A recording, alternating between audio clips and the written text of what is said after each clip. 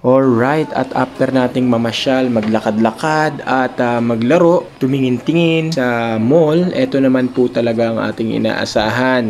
Talagang i-expect natin na mapapagod at mapapagod talaga yung ating kids. At syempre, dahil dyan, nagutom din po sila. Malalang pagkakagutom. Kaya pumunta po kami sa pinaka-favorite nilang kainan. Hindi nyo na itatanong yan. Nakikita nyo naman. Ayan naman po, di ba? Jollibee. Yan ang pinaka-favorite nila. No, kita nyo, si kuya talagang gutom na gutom po yan kasi konti lang yung kinain na lunch niyan. And kita nyo naman yung ating bunso. Pero syempre, dapat bago tayo mag-eat or kumain, magpe-pray po muna tayo dapat.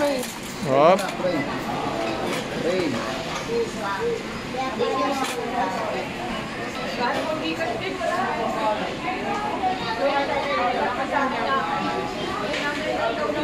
Alright, so ayan, so good job talaga yan si kuya, no? So ayan, so mga kids sa mga nagwo-watch ng video natin, so dapat wag natin kakalimutang mag-pray, mag-thank you kay God sa mga blessings na ibinibigay sa atin, sa mga food na ibinibigay nila sa atin, no? So ayan, so dapat lagi tayong magpe-pray at magpasalamat. So yun na po. At talagang nilantakan na nila yung binili nating Jollibee kasi malalang ang gutom nila, kaya binilahan din natin sila ng malalang food ng Jollibee. Ayun, kita nyo, nakakatuwa lang din. So si kuya habang kain ng kain, ako naman syempre tinututukan ko ng video kasi ito yung mga precious moment na babalik-balikan natin kapag tayo tumanda na at pwedeng mapanood din nila in the future. So kaya kina-capture natin yung mga moment na ganito kapag nasa labas tayo. Ayan si Bunso, kita, soft drinks ang iniinom, nakulagot ka kay lola mo. Kita mo naman, syempre marunong rin siyang mag-eat mag-isa. So tinuturuan din natin sila para matuto. Yan, si Bunso nga pala ay 4 years old and then si kuya ay 5 years old, no? Kita niyo naman, favorite rin yan chicken. So kay kuya talaga ako natutuwa for this moment, no? So ganyan siya, kapag nasasarapan nagkakamay na lang siya, kita nyo, no? So rice and chicken yung una niyang nilantakan. So kita mo naman, minsan yan titingin-tingin kay mami niya, pero hindi niya alam, binibidyohan na siya ni daddy niya. Nakakatuwa lang yung reaksyon ng mga bata kapag nasasarapan sa mga foods na kinakain nila. Pero ito talaga, surely talagang napaka the best at favorite nilang kainin is yung Chicken Joy ng Jollibee. So ganun talaga, no, yung mga kids talagang ang daming favorite din talaga sa Jollibee Chicken Joy. Yun, kita nyo, buo belo-belo pa yun si kuya. Nakakatuwa, no, yung pagkakamay ni kuya and then yung paano siya mag-eat. Talagang big boy na tong kuya na to, no. Talagang inipit pa yung rice, mag-request pa yan, no.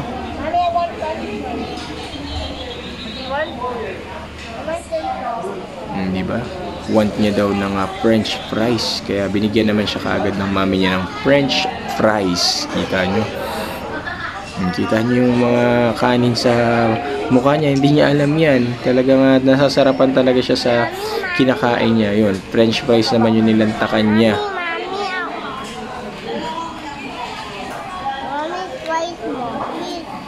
Si Bunso naman, concern sa mami niya, kaya hinahanap yung french fries niya. Mag-eat na daw si mami ng french fries.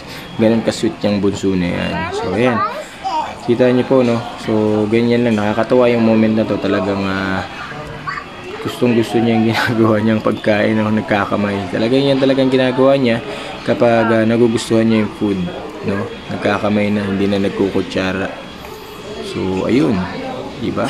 Kapag napagod talaga, expected talaga nakakain sila ng marami. So yun, unti-unti yung rice na and then french fries ulit, kain lang ng french fries and chicken naman.